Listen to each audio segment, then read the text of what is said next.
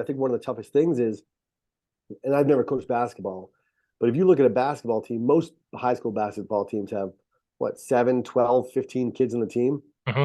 You look at a high school football team, depending on, what size program or what state or where you are, you're talking 40 to 140 players, all different backgrounds, walks of life. And so I think, culture for me is a collective character of, all right, who am I as an individual? Am I Hmm. am I willing to sacrifice who I am without sacrificing my character for the better goal of the entire team? Am I willing to humble myself? We had a young man this morning, and I shared this with only his permission. I won't mention his name on here, but I got a text yesterday morning, 9 a.m.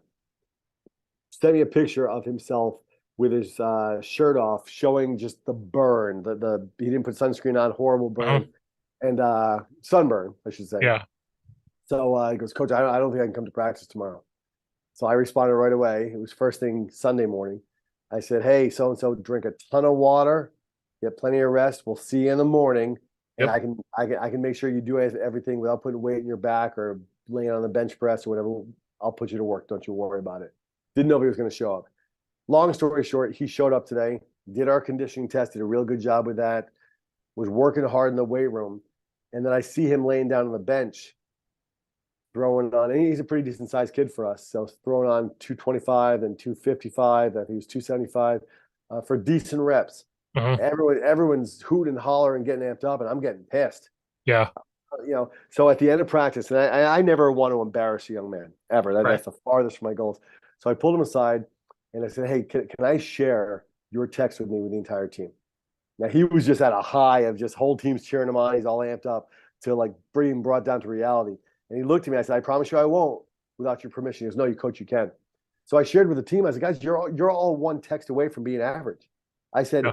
if so and so had my response to you, oh, I'm sorry, sweetie, feel better. Nothing, all players, sweetie, but go Right. really soft on him. He Hmm. would have not shown up today, not gotten better, not created a little bit of energy because he did bring a good energy to the weight room. I said, guys, you are one friend, text, or coach away from being average.